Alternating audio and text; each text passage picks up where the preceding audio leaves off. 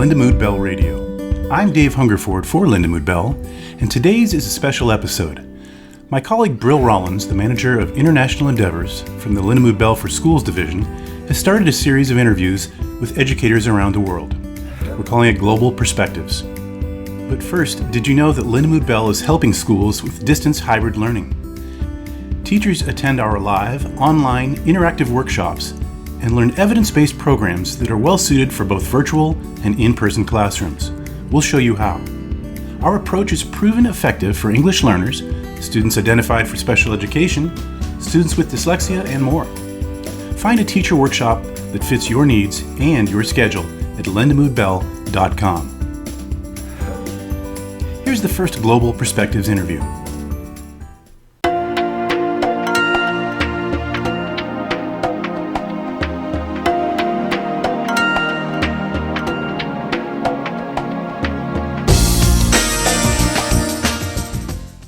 Hola and bienvenidos. Hello and welcome to Global Perspectives, the Lindamood-Bell series highlighting educators from around the world. I'm Brill Rawlins, manager of international endeavors for Lindamood-Bell for Schools. In this episode, Spotlight on Honduras, MTSS in an international school. I'm joined by Laura Martinez. Laura is a special needs educator and Student Success Center lead at Escuela Internacional Sampedrana in San Pedro, Sula, Honduras. It's often called EIS for short. Welcome, Laura. Nice to see you again, and thank you for speaking with me today. Thank you, Brill. It's an honor to be here. Always a pleasure to speak with you. To start off, tell me a little bit about yourself, your background in education, and your school, EIS. Yes. Well, I consider myself a passionate teacher who believes in the potential of all learners. I have a degree, as you mentioned, in special education. I'm also a Montessori teacher and have a master's in international teaching. Currently, I'm through my doctorate level in education, my doctorate degree. I have been working in Escuela Internacional Sampedrana for the last 16 years. Our school is located in the heart of the Merendon Mountains in San Pedro Sula. And EIS is a school that seeks, to be the premier school in the region of Central America through the use of the best teaching practices with the goal of reaching all of its students.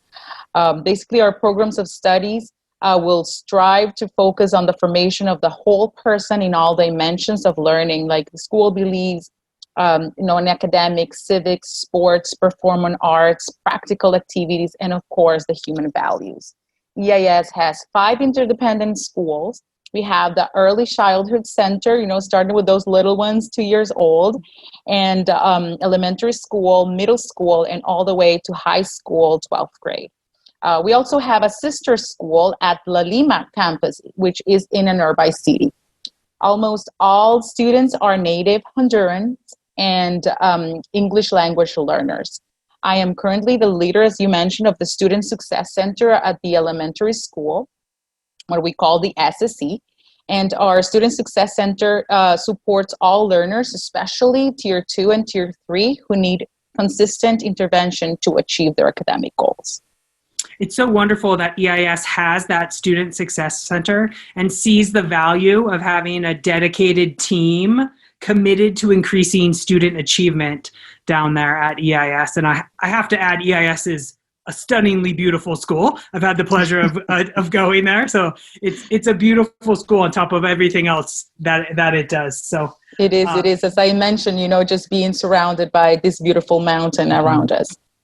Now, this March in 2020, like much of the world, that beautiful EIS campus had to close for learning, and you and your team had to make a very quick transition to providing your learning support services online.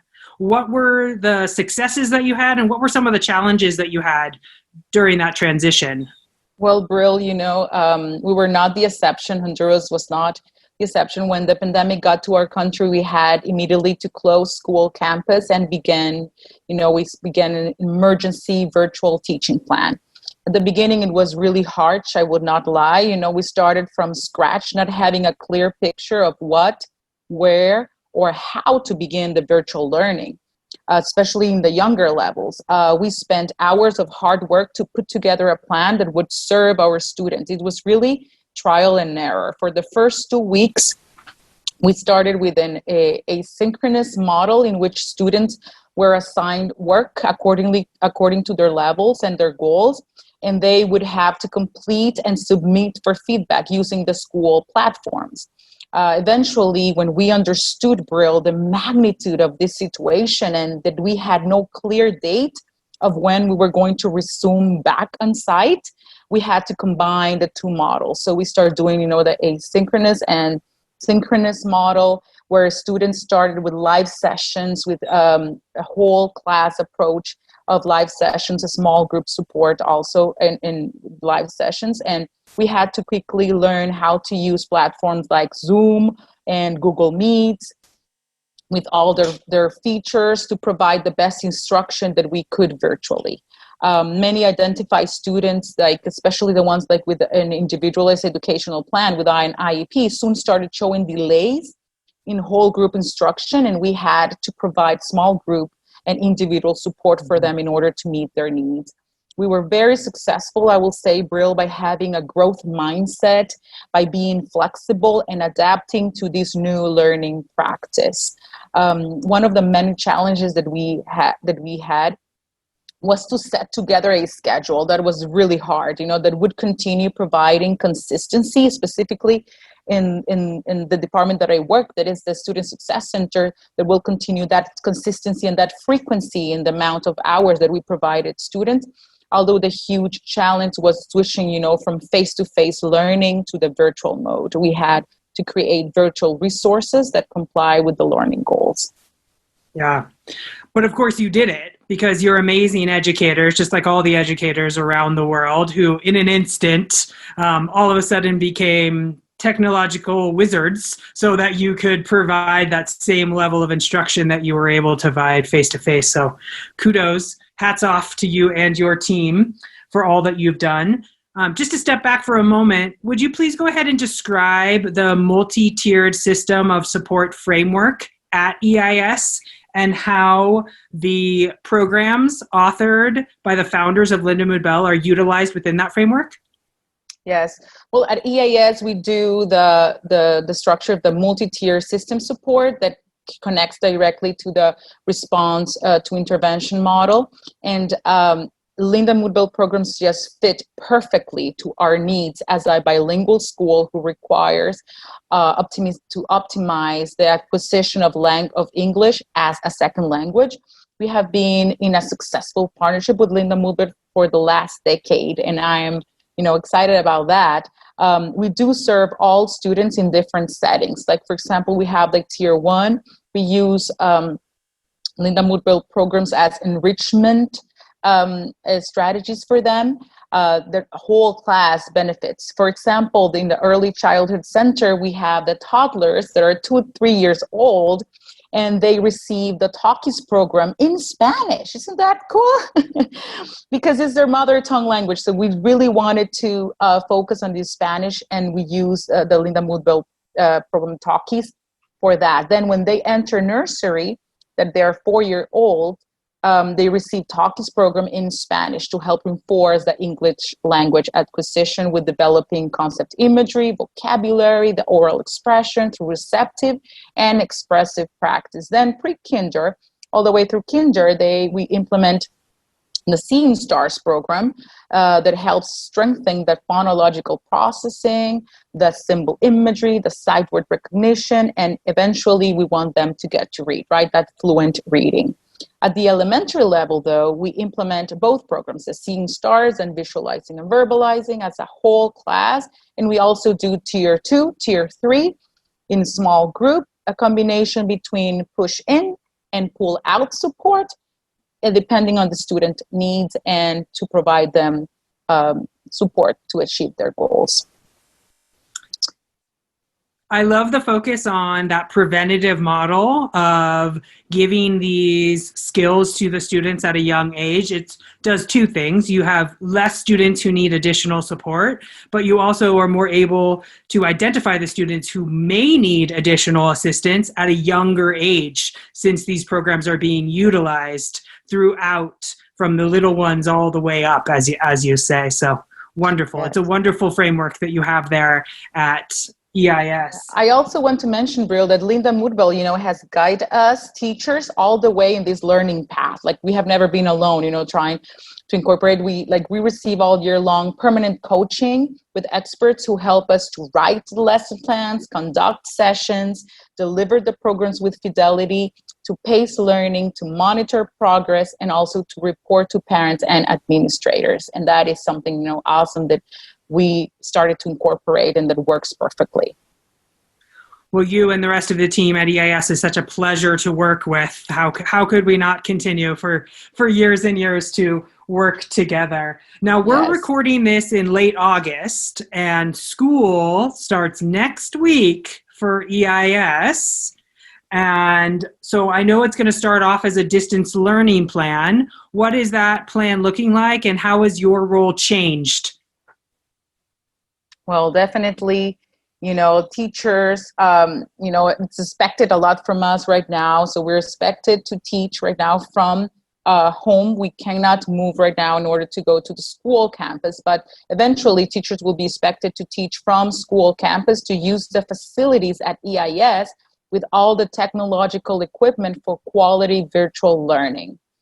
We are positive that soon we will be able to receive students, in couple of months, and implement a hybrid system where they can some days come to school on site to campus, and other days they will be virtually learning from their homes.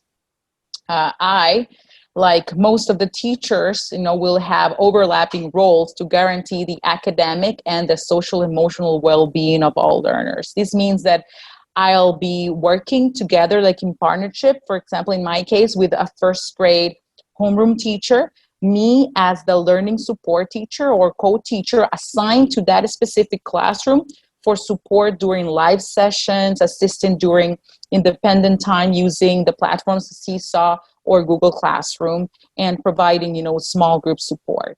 During the afternoons, though, after lunch, break, I would serve as a student success center teacher. So I will provide support and intervention for 30-minute sessions to tier 3 students that need that extra support in order to achieve success. Many hats you will be wearing as so many educators. Now, how will the MTSS framework, the RTI model, look during this digital campus period? How are you going to continue to meet the needs of your learning support caseload? Well, definitely the framework has changed. It was impacted directly, especially the quantity of students, the frequency and timing of sessions. We used to have 1 hour long sessions with a max of 5 students 4 times a week, a combination of push-in reinforcement with homeroom teacher and pull-out sessions at the Student Success Center. In our virtual model, we will provide reinforcement ideally one-on-one, or in small group, max 3 students 2 or 3 times per week. So definitely, it has been affected, the framework of the students being in front of a screen and receiving support. Right, but as is the theme of 2020, right? We find a way. We find a way to give the students what they need. So lastly, Laura, what are you looking forward to the most when it's safe to return to campus for learning? Well, Brill, you know me, I'm a romantic, and I consider myself, a very caring teacher, and I believe in the power of embracing a strong relationship with the students. I do want to express in different ways my interest and my care for them, like with a hug that I can't give them right now, a high five, a pat on the back, a sincere, eye contact, a word of motivation, or just a simple, face-to-face smile. Yeah, it will be nice. It will be nice.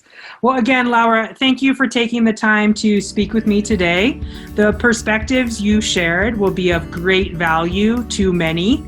I hope you have a great school year. I know you will.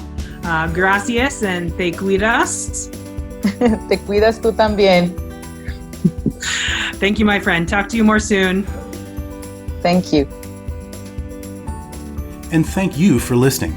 You can see this interview as well as a version in Spanish on the Lindamood-Bell YouTube page. You can follow us on all the social media platforms, and a great source of information is our website, lindamoodbell.com. We are Lindamood-Bell.